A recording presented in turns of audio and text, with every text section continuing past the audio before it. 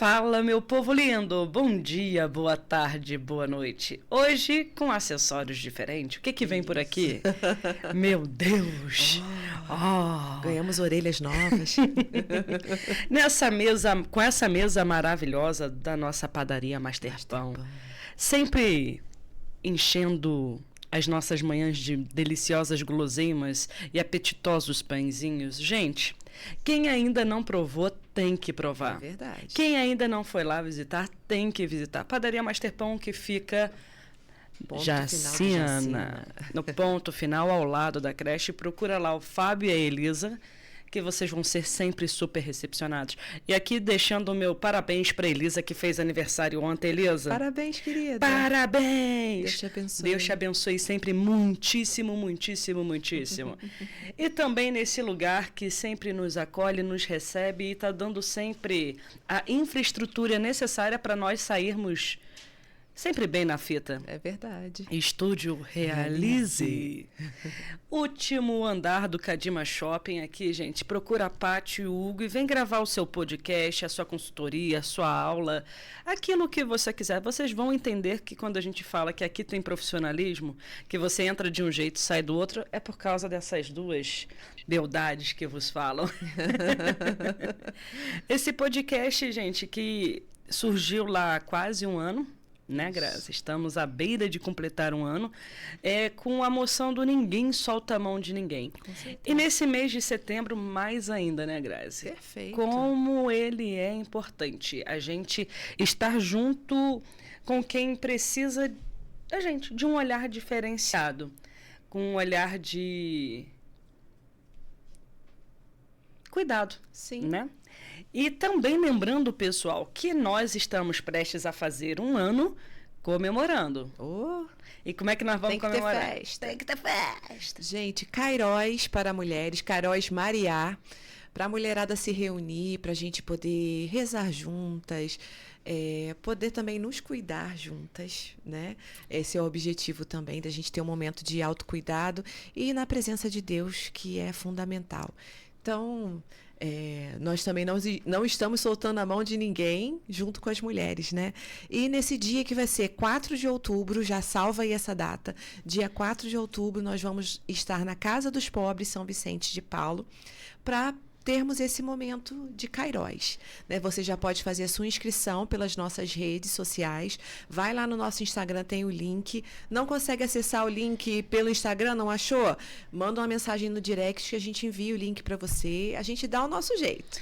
É importante lembrar que nós já temos grandes convidados confirmados, né, Grazi? Larissa Garbiati e Hanna Latini, né, que estão aí para abrilhantar um pouco mais o nosso dia, né? Um dia de oração, adoração e muito, muito, muito cuidado. Isso. Agora, Grazi, vai lá com tudo. Fala. Olá, minha gente. Hoje aqui nesse Café com Vida. É isso aí, Setembro Amarelo. A gente fala a respeito do suicídio, mas a gente tá aí sempre levantando a bandeira da vida, né? A gente precisa. E nesse Café com Vida, nós vamos ter o tema Prevenção ao Suicídio, com o nosso querido que já nos acompanha lá de São Paulo, Padre Lício Vale, que é suicidólogo, palestrante, sacerdote católico. Seja super bem-vindo, Padre. É uma alegria ter o senhor aqui. Então, a alegria para mim muito grande, Grazi, estar com vocês.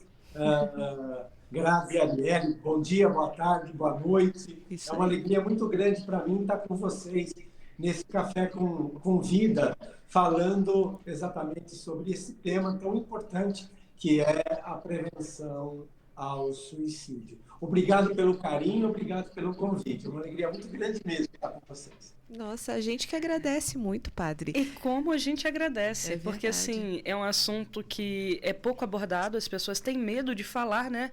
É como se fosse um tabu a ser quebrado na sociedade, né, Padre? Porque assim, as pessoas às vezes não entendem o que passa com aquela pessoa. Sim.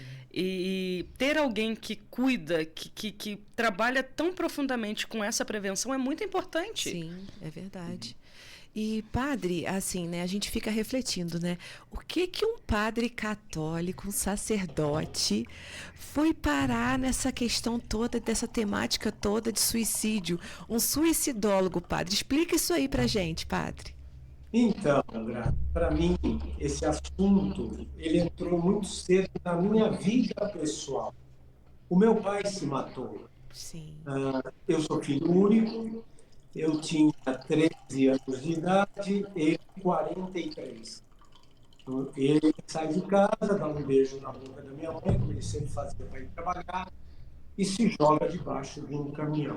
meu Deus. Então, esse assunto do suicídio, ele atingiu a minha família desde que eu era pré-adolescente. Então, me atingiu muito cedo. E depois, claro, fui para o seminário, fiz filosofia, fiz teologia. Sim, E anos depois, eu descobri que havia o curso de pós-graduação em suicidologia, que é a matéria que estuda o fenômeno do suicídio.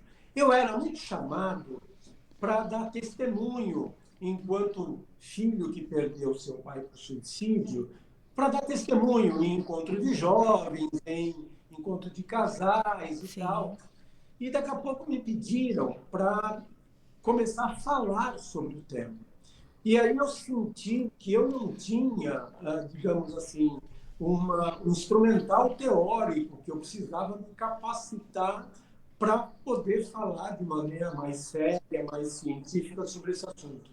Foi quando, em 2016, eu descobri os cursos de pós-graduação em suicidologia. E aí eu fiz o curso pela Universidade Federal de Santa Catarina e me especializei nesse tema. E isso tem a ver, como eu já disse, com a experiência pessoal da morte do meu pai por suicídio. Uau. meu Deus. É. É, rapaz. Nossa, De, padre. de um trauma, o senhor tirou uma forma de ajudar, né? De contribuir, né? E como, padre, assim, né? O senhor trouxe isso para ajudar outras pessoas, mas para o senhor, né? Dentro assim, do Lício, como que ficou essa história?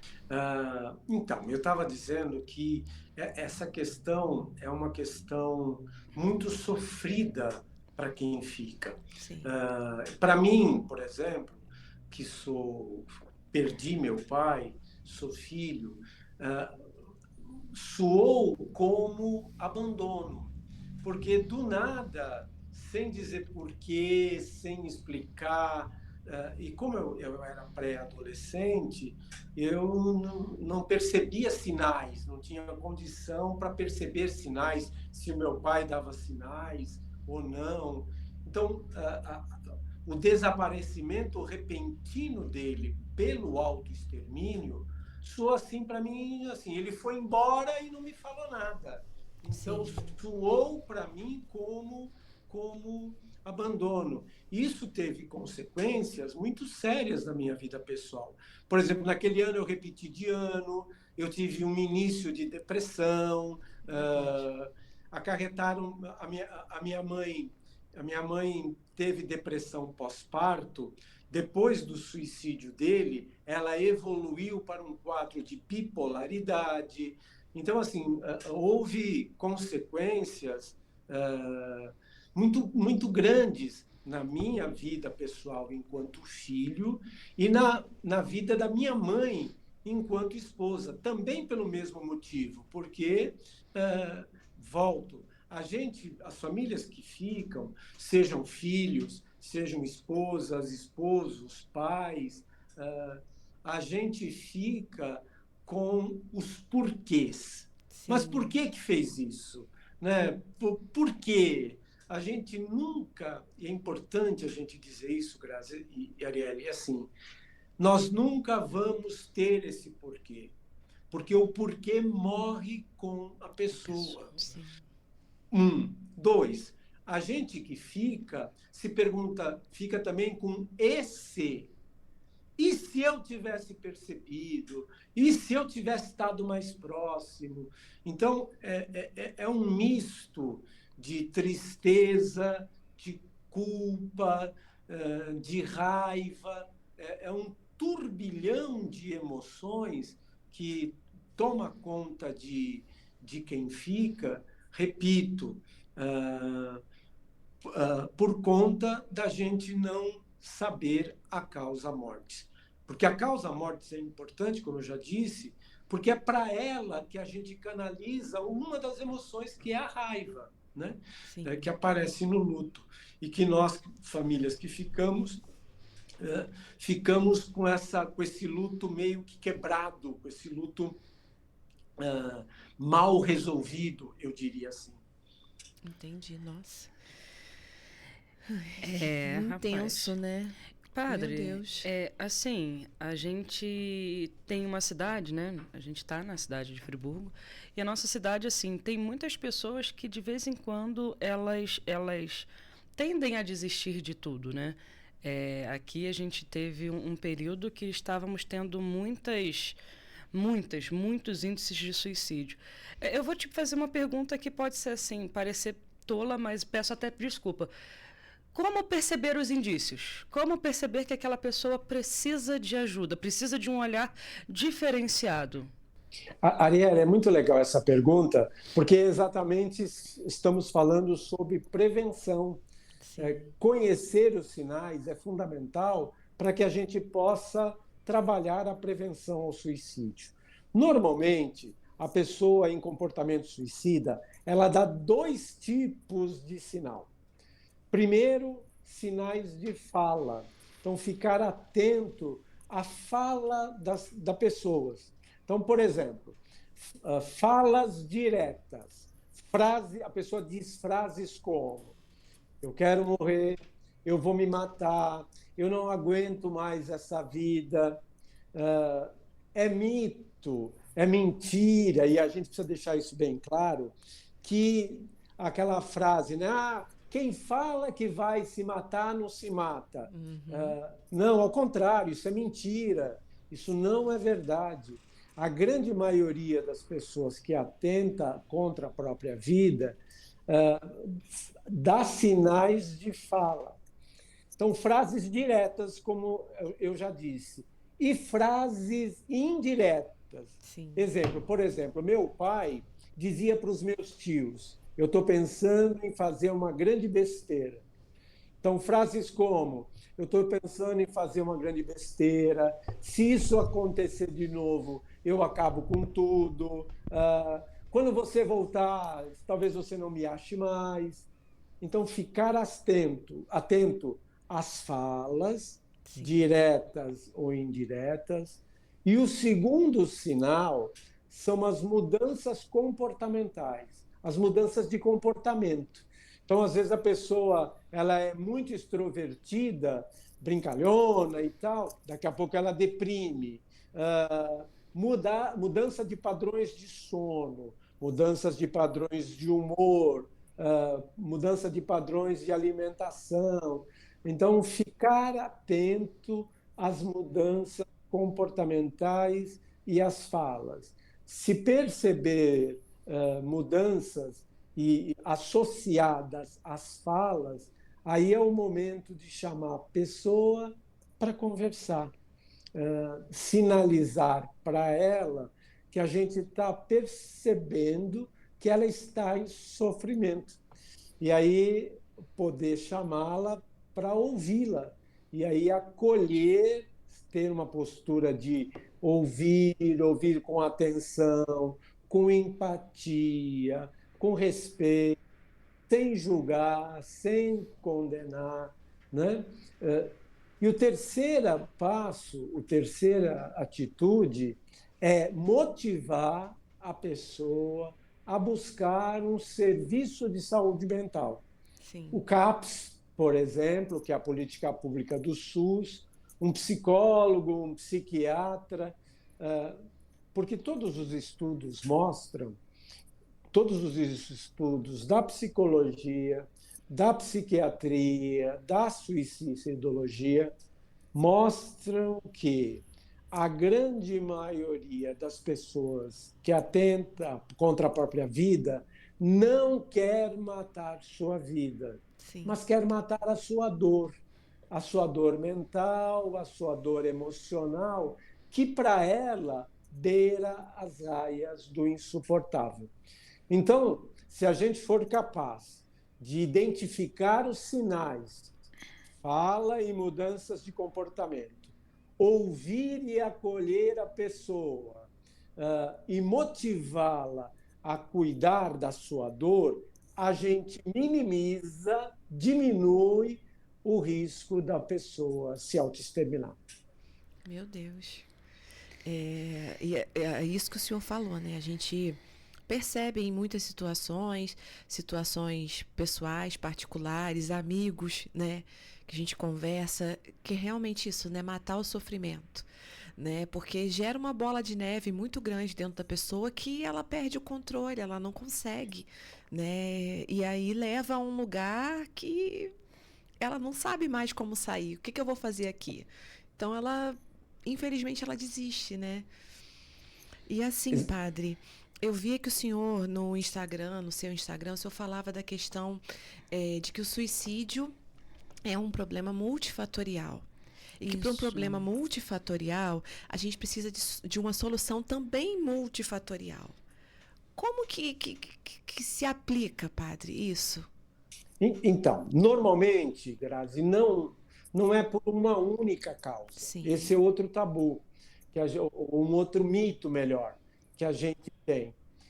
Que o suicídio, brigou com a namorada e se matou, então morreu porque brigou com a namorada ou com o esposo.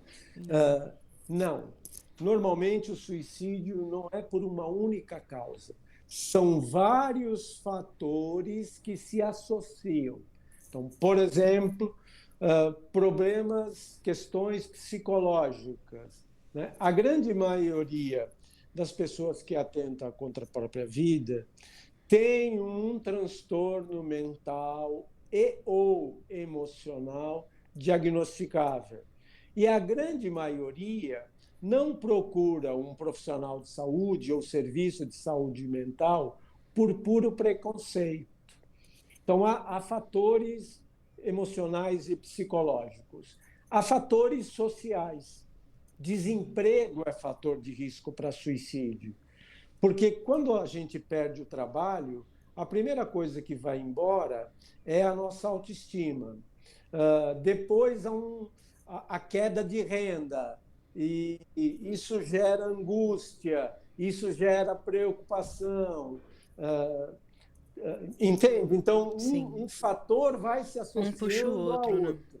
Há fatores familiares. Por exemplo, discussão na família, separação conjugal. Por exemplo, é muito comum em homens. O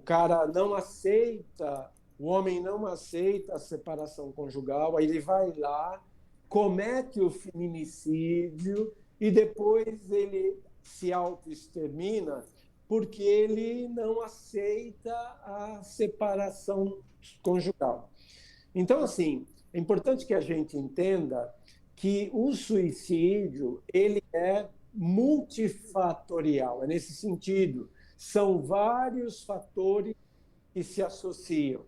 Então, por exemplo, desemprego, um desentendimento familiar, pode gerar depressão, pode gerar ansiedade, e tudo isso junto pode desencadear perda de sentido da vida, vazio existencial, que é o que você falava.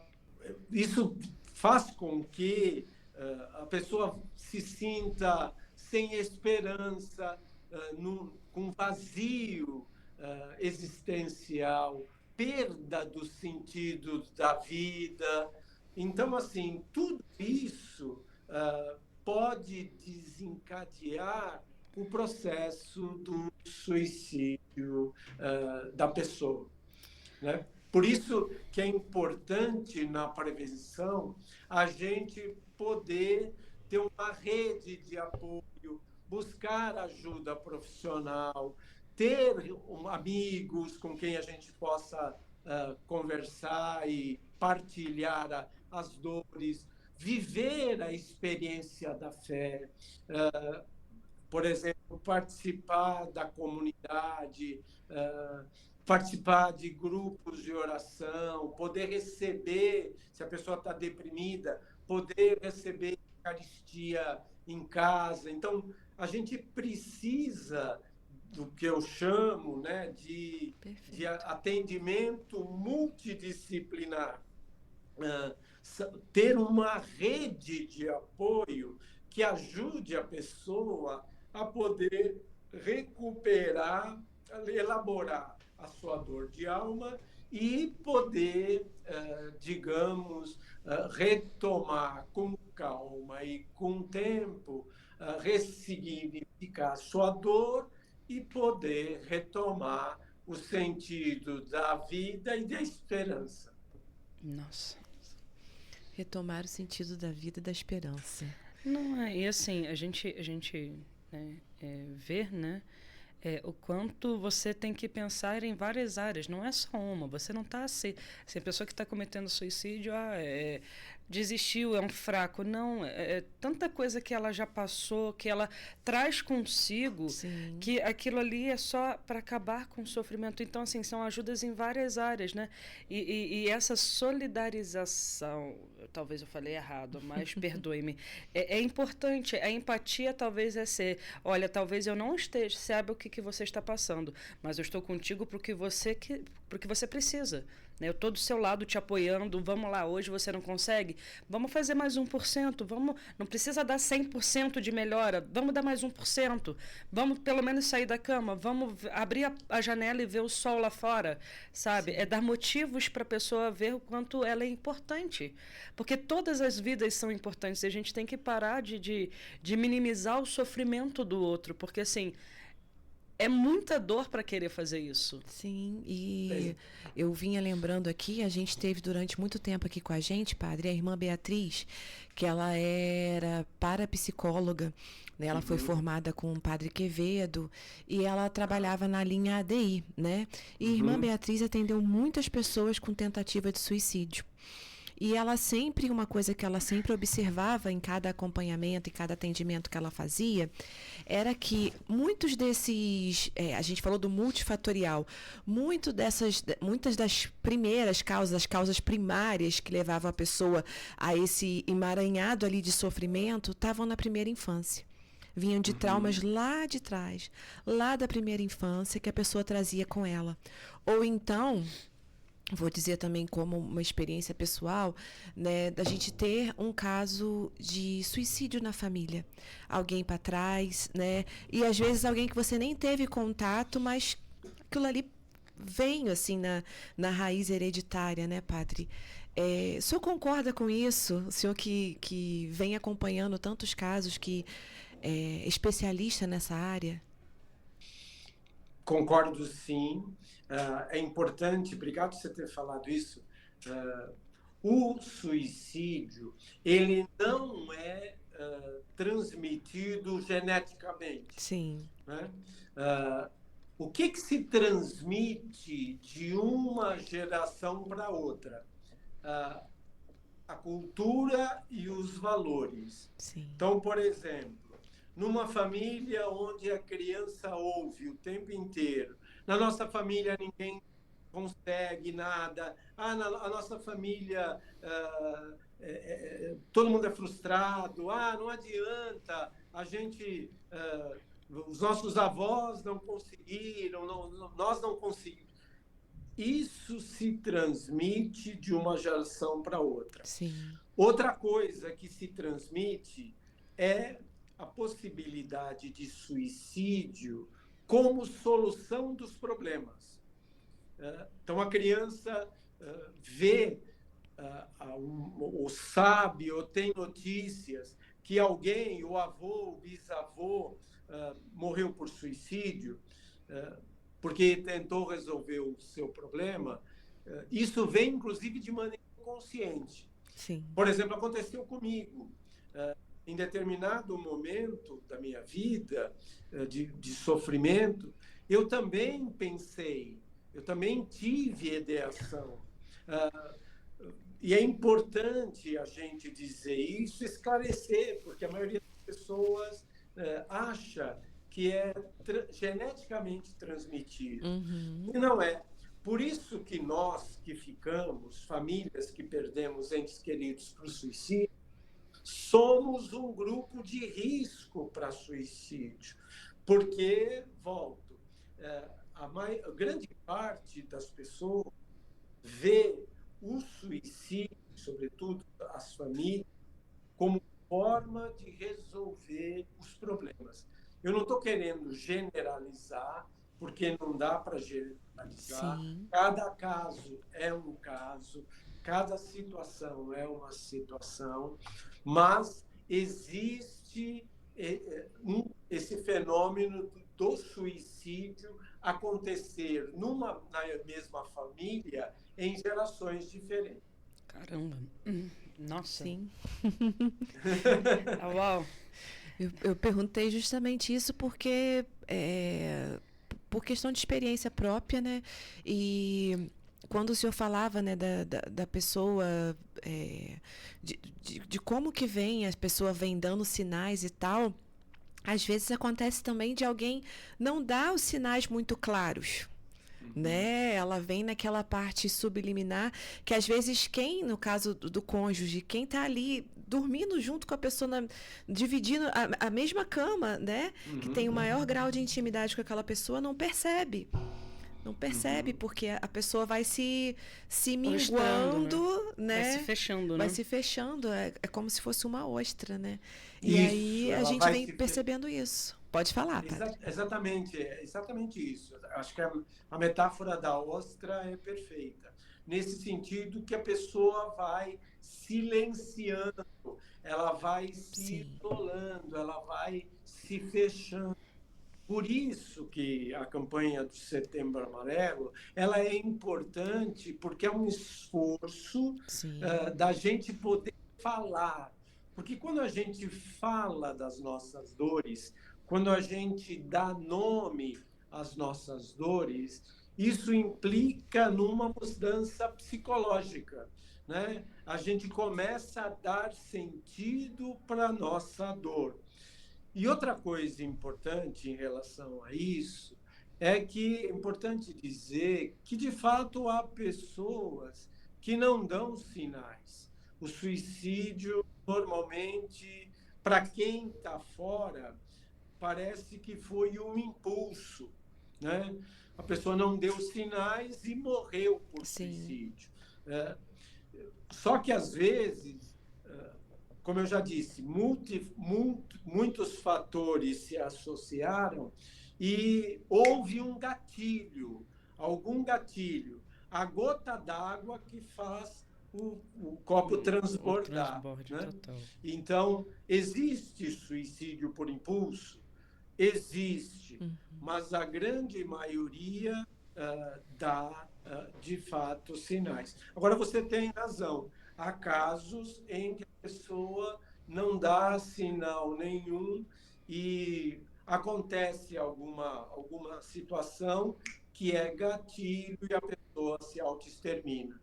E volto, o sofrimento da família, dos amigos, dos colegas de trabalho, dos colegas da escola, aumenta porque não se sabe o porquê. E isso fica potencializado pela falta de sinais, o que aumenta a culpa de quem fica, entendeu? Sim.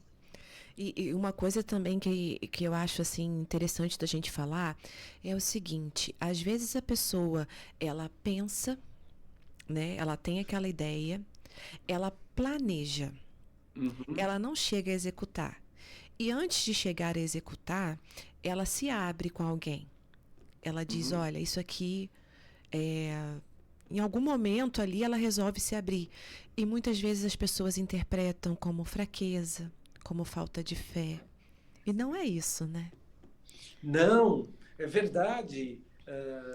Suicídio não é sinal de fraqueza, não é ato de coragem. As pessoas às vezes dizem, né? Precisa ser muito corajoso. Nossa. Eu até sofro, mas eu não tenho coragem, né? Jamais. Suicídio não é falta de coragem. Suicídio não é uma coisa aleatória, não é fraqueza, não é falta de Deus no coração. Suicídio é o último ato desesperado de alguém que não sabe lidar nem mais o que fazer com a sua dor. Tanto assim, tanto isso é verdade, por exemplo, que nós tivemos 2 exemplos, o caso do padre Marcelo Rossi, quanto do padre Fábio de Mello, que viveram uma depressão. E eu costumo brincar, né, que o padre pode ter tudo, menos falta de fé. Né? Sim. Só para mostrar que o suicídio não é falta de Deus no coração. Né? Suicídio, ele é o último ato, repito, isso é importante a gente enfatizar para tirar os mitos. O suicídio, ele é o final de um processo muito sofrido e muito dolorido, em que a pessoa não aguenta mais e tenta pôr fim à sua dor. Eu lembro que uma vez eu com um quadro de depressão, né, depressão grave, eu fui me confessar, né? E eu chegava pro padre, eu só chorava, falava assim: não é falta de Deus, eu juro que não é falta de Deus, eu tô pedindo para ele me curar, por favor, fala que não é falta de Deus. Porque esse mito da pessoa achar que assim, você tá nessa situação, né? Se enquadra com você não ter fé, você não rezar, você não falar. É muito além. É muito além. A gente tem que quebrar esses tabus, porque a gente não consegue mensurar a fé do outro, a gente não consegue mensurar a dor do outro, a gente não sabe o sofrimento do outro para a gente querer colocar em fitas métricas, né? Então, assim, a empatia, ela é muito mais do que uma palavra. É quando você não mensura o que o outro fala. Talvez para ele uma farpa seja uma dor gigante. Para você não, mas a sua fita métrica é uma e a do outro é outra. E a gente tem que respeitar muito isso. Porque, assim, a gente não pode querer quantificar o que cabe na vida do irmão. Porque, assim, poxa, gente, eu vou ser muito honesta. Esse tema suicídio é um tema bem... Eu tô aqui, assim, segurando, porque é uma coisa que, assim... Será que num momento de desespero, quem aqui nunca pensou? Sim. Quem nunca pensou? Quem aqui no auge de um sofrimento, de uma dor, não queria que só parasse? Sabe? Então, assim, a gente tem que avaliar que somos de carne, somos tentados a todo momento. E se a gente não se cuidar, nós somos capazes, tanto quanto qualquer um que já fez. Sim. Entende? Perfeito. E tem uma coisa legal que você falou, que é assim, não dá para a gente medir a intensidade da dor do outro. Sim. Só sabe o tamanho da sua dor a pessoa que a sente. Né? Só tem essa régua de medição da dor a própria pessoa. Por isso que é importante que a gente possa falar, que a gente possa ouvir, que a gente possa acolher, ter empatia. Aliás, é o evangelho da missa de hoje, né? Jesus diz, está lá no evangelho de Lucas, que é o evangelho da missa de hoje. Faça ao outro aquilo que você quer que façam com você. Então, a gente não julgar, diz Jesus no evangelho de hoje, né? Não julgar e não sereis julgados, não condenais e não sereis condenados. Quer dizer, a gente ter uma postura de empatia, de acolher a dor do outro, estar próximo, dizer, eu não sei o tamanho da sua dor, mas está aqui, conta comigo, né? E não só falar, mas agir como bom samaritano, né? De poder acolher a dor do outro, cuidar da dor do outro. Eu gosto muito, gente, dessa palavra. Eu penso que na prevenção ao suicídio, nós temos que ser acolhedores. Perfeito. Quem é, já pararam para pensar? Quem é acolhedor? É aquele que acolhe dor. Uhum. Acolhe dor. Isso é ser acolhedor. Ou seja, você ser capaz de ter empatia, mesmo não conhecendo nem mensurando a dor do outro, você ser capaz de acolher a dor do outro e buscar construir uma rede de apoio. Já falamos disso, né? Envolver a família, envolver a comunidade, envolver profissionais de saúde mental, dar esperança para que aquela pessoa possa cuidar da dor dela e não se sinta sozinho. Não se sinta sozinho, porque ninguém precisa sofrer sozinho, né? Sempre há alguém que nos ama e poderá nos ajudar, né? Essa fala do Senhor, não é preciso sofrer sozinho, é uma coisa que a gente traz muito, né? Porque nesse mundo a gente às vezes quer esconder o nosso sofrimento, quer botar máscara, quer fingir que somos super mulheres, super isso ou super aquilo.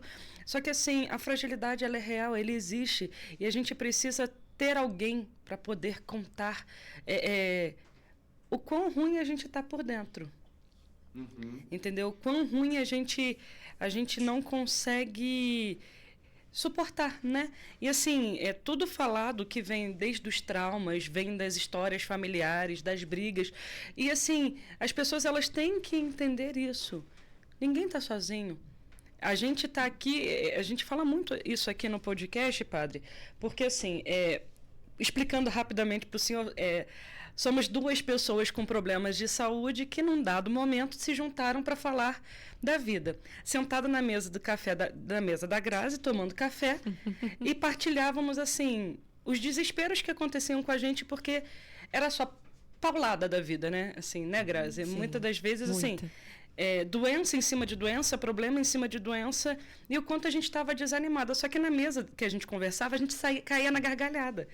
Porque, assim, a gente transformava a nossa conversa num alívio, né? Num lugar de refrigério. Numa partilha, numa acolhida. Numa acolhida. Uma acolhia a dor da outra. Uma acolhida. Perfeito. Sabe? E nisso a gente começou a perceber o quão, assim, é necessário falar, porque a fala cura. Sim. A fala cura, e assim, muitas vezes as pessoas não sabem chegar direto a um psicólogo, não sabem chegar a um psiquiatra, não sabem buscar ajuda, mas estar numa mesa de café faz, às vezes, a gente ter um caminho, um lugar de acolhida, um lugar de renovo, né? E a gente veio, montamos, né, o podcast e começamos essa caminhada, né? Só que, assim, falar que já teve vezes que eu não pensei em desistir é mentira. Assim como eu também. Entende? Porque assim, o sofrimento às vezes chegou numa régua tão grande que eu penso assim, pra que eu estou passando por isso? Eu não aguento mais. Só que assim, eu nunca pensei na vertente de quem fica. Eu só pensava na vertente do a minha dor vai acabar. No meu caso, eu pensava na vertente de quem fica. Não. E o que me segurou foi a vertente de quem fica. Não, assim, sempre o que me segurou foi a vertente de quem fica vendo, mas eu não pensava nesse sofrimento tão real e tão, assim, intenso de quem fica. Os porquês do porquê. Os porquês do que fez. Só que, assim, tem muita coisa que a gente precisa se abrir para a cura para poder não ter tal extremo, tal extermínio, né? E quantas pessoas se achegaram a gente a partir desse acolhimento, desse acolher dores, né? Que nós temos, assim. E a fala do Senhor não é falta de fé. São multifunções, são multifatores, né? E eu lembro que, uma vez conversando com a Grazi, a gente marcou de ir para um cerco de Jericó. Vamos para um cerco de Jericó e vamos rezar e Deus vai fazer. Padre, no cerco de Jericó, a batata ficou quente, o troço ficou maluco. Eu falei assim, não vou chegar nesse cerco, não. Vamos parar. E assim, não é falta de Deus, porque eu estava indo lá encontrar o amado. Só que assim, os gatilhos, às vezes, eles são tão que a gente não percebe, mas precisa ser. Faço terapia, minha psicóloga me acompanha fielmente, fidedignamente, me dá muitos trabalhinhos para casa, eu dou muito trabalho para ela. Eu faço jus. Ai, gente.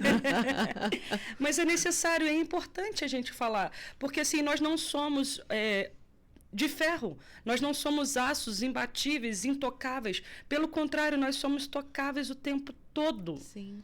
E sabe uma coisa aqui que eu me lembrava também? Às vezes quando a gente entende, a gente percebe, né? A gente tem a consciência do quadro que a gente está e de onde, o que leva a gente àquilo ali, a gente também perceber as formas que a gente pode evitar situações que nos levam até ali. Exatamente. Por exemplo, eu cheguei para o meu marido um dia e falei com ele assim, olha, precisamos mudar do apartamento. Aí ele me perguntou por quê. Eu falei assim, porque a janela é um perigo para mim. Então a gente precisa sair daqui. Eu não posso mais ficar aqui. Então a gente se mudou para uma casa, né? E isso foi uma coisa que, tanto é que durante a nossa conversa inteira o que me vem aqui, a imagem da janela. A imagem da janela.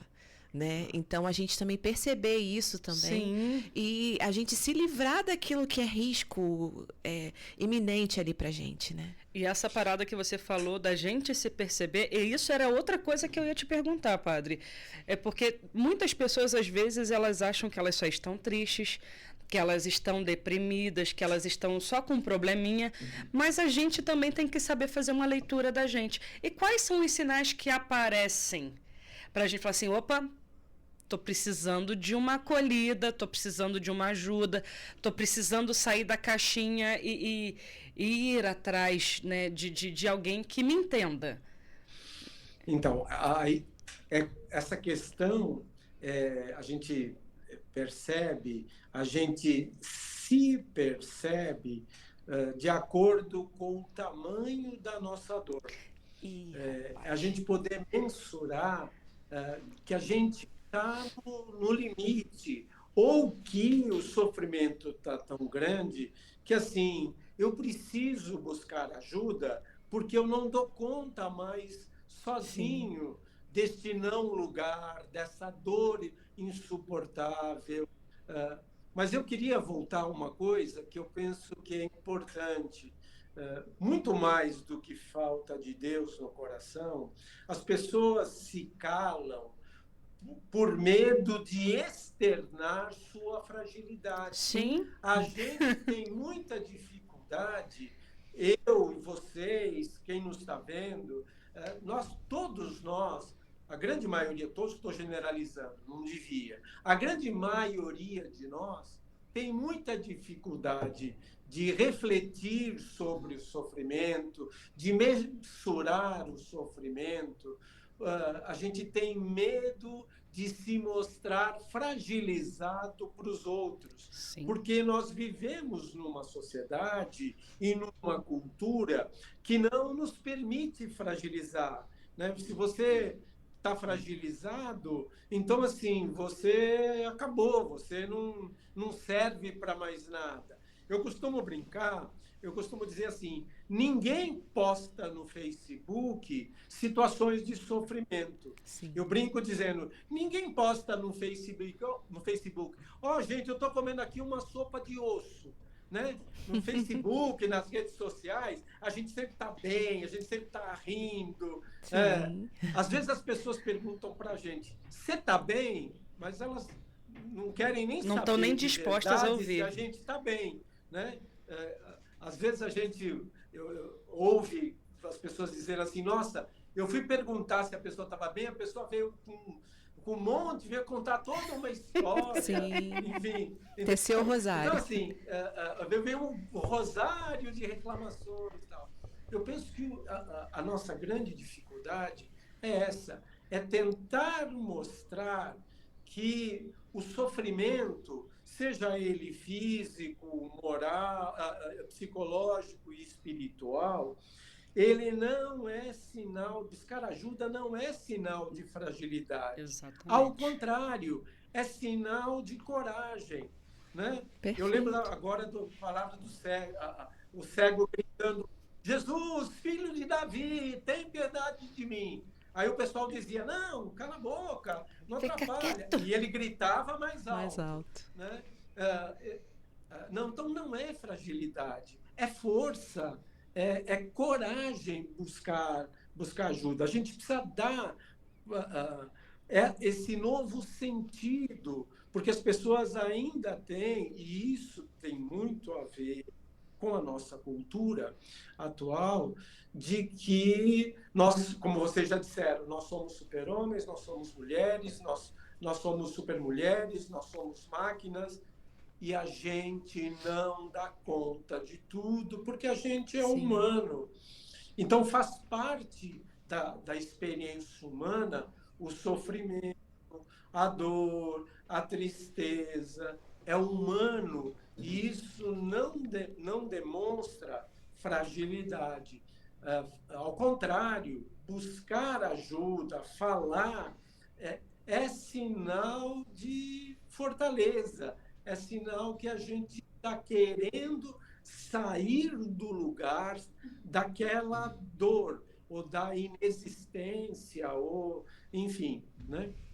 Eu penso que é importante a gente falar disso, que não é falta de Deus, que fragilidade é humano, né? O próprio Jesus, lá no Horto das Oliveiras, chora, sua sangue, fica com medo da própria morte.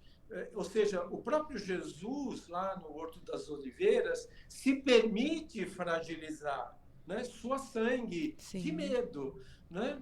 Então, eu penso que é importante a gente poder dizer para as pessoas, não tenha medo de buscar ajuda, porque há dores que a gente não dá conta sozinho. Quer ver? Vou dar um outro exemplo bem rápido. Uma cárie no dente. Não adianta, a gente não consegue dar conta dessa dor sozinho. A gente precisa da ajuda de um profissional, que é o dentista. Tudo bem, você pode até reconhecer a sua dor, né? Chega lá, abre a boca, tem um buraco. Mas e aí, o que você faz com isso? A gente não tem nem o instrumental, nem a técnica para poder lidar com a nossa dor. E aí a gente procura o dentista, né? É fácil a gente identificar isso quando a doença é física. O complicado é quando a dor ela é mental, ela é inconsciente, porque assim a gente não dá conta de que a gente precisa de uma ajuda profissional, de buscar um amigo, que, se for amigo verdadeiro, vai nos motivar a cuidar. Entendeu? E o senhor falou uma coisa muito importante. Se a dor é visível, tá com uma fratura exposta, tá com 7 pontos, tá com a cara quebrada, a perna quebrada, tá com qualquer coisa aparecendo, todo mundo entende a dor do sujeito. Agora, quando a dor é na alma ou quando a dor não é visível, as pessoas acham que é brincadeira. Sim. E, assim, isso é uma coisa que a gente também tem que quebrar esse mito. Existem as dores invisíveis e elas têm que ser respeitadas, porque elas são profundas. Sim. São as raízes de muito sofrimento de outros seres humanos. Sim. Então, a gente tem que ter cautela quando a gente se trata de vida e de próximo, né? Amar a Deus sobre todas as coisas é o próximo como a ti mesmo. Você gostaria que zombasse da tua dor? Obviamente que não, né? E uma coisa importante que você falou também, Ari, a questão da empatia. Às vezes a gente fala de empatia, mas é isso que o padre falou, acolher a dor do outro. Muitas vezes a pessoa te pergunta, ela sabe do que você está passando e pergunta, tá tudo bem? Ela não está disposta a ouvir o que vem por trás do não tá tudo bem, não.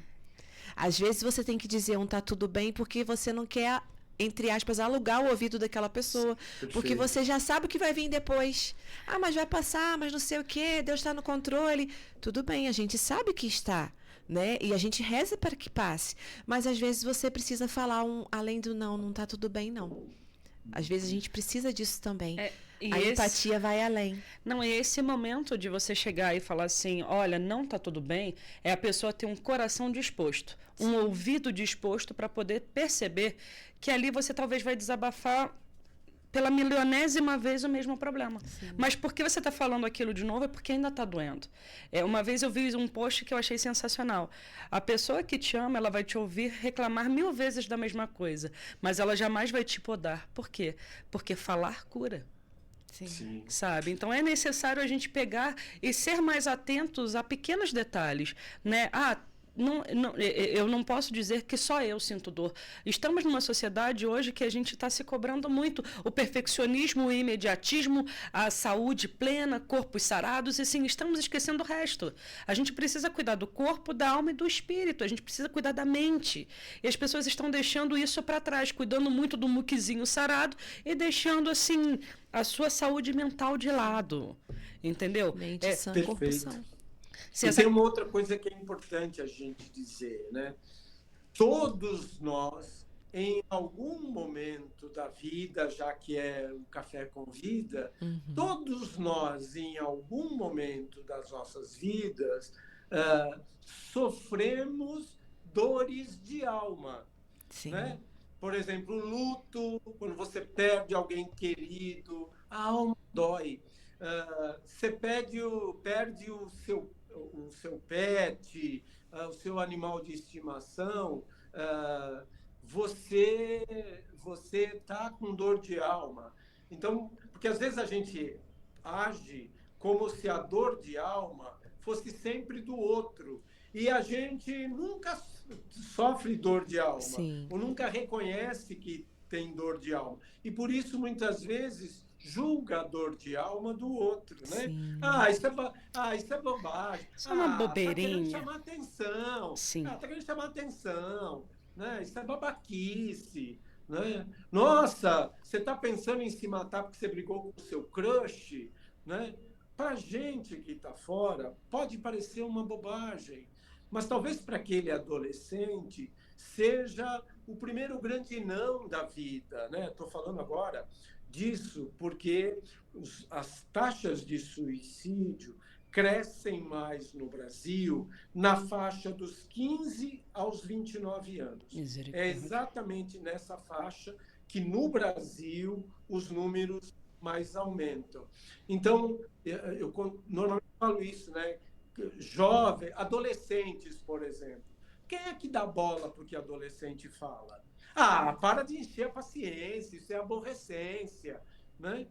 A gente tem, voltando lá, a gente tem, muitas vezes se comporta julgando a dor do outro, esquecendo que nós também temos, todos nós temos as nossas dores de alma. Sim. Não existe como você passar pela vida sem algum momento de sofrimento, né? O sofrimento, a dor, fazem parte da vida. Por isso que é legal essa coisa que vocês disseram, e que também reforcei, que a gente precisa cuidar da saúde física, da saúde mental e da saúde espiritual. Se uma dessas três coisas está comprometida, o todo, a nossa humanidade, a nossa saúde, ela fica comprometida, não é? Acho que agora é agradecer, né? Infelizmente o nosso tempo acabou. Nossa, mas foi um café sensacional. Padre, muito obrigado pelo seu sim. Assim, foi uma manhã, né? Um dia com muito aprendizado e assim também muita memória daquilo que a gente já viveu. Sim. Tenho certeza que tanto para mim quanto para a Grazi vem aquela concepção do podemos ser melhores para nós e para o próximo. Com Sim. toda certeza, estamos aqui para ajudar e acolher dor, né? Sim. E é um dever de casa, hein, padre? O senhor deixou muito dever de casa aí para todo mundo. Sim, com toda certeza, com toda certeza. Muito obrigado. Eu também agradeço, obrigado pelo convite, pelo carinho. E digo para você que nos vê, não tome uma decisão definitiva para um problema temporário. Se tem vida, tem jeito. Cuide-se. A sua vida importa, porque você é muito importante, porque você é único, criado à imagem e semelhança de Deus. Meninas, brigadíssimo pelo convite. Deus abençoe a todos vocês. Obrigado. Amém, Padre. Amém, gente, muito obrigado por estarem conosco. E segue lá, gente, no Instagram, no YouTube, tamo no Spotify, tamo no deixar TikTok, o arroba do padre vamos também. deixar o arroba do Padre. Então, gente, segue lá que vocês vão gostar bastante dos nossos conteúdos. Fiquem com Deus e até uma próxima. Beijão, tchauzinho, hein?